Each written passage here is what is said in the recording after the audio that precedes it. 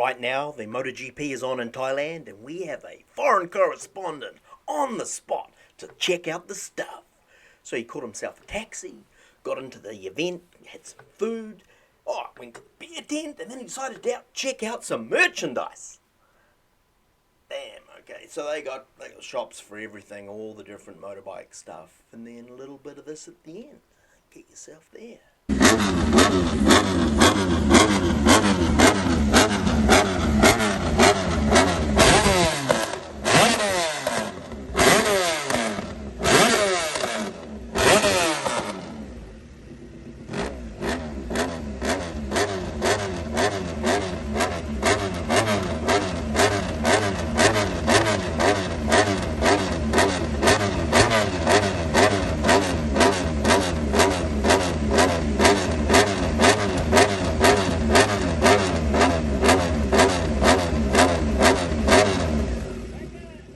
Goodness, that's about as much of that shit that I can handle. Jeez, that was loud. Hey, can anybody hear me? Is there anybody out there?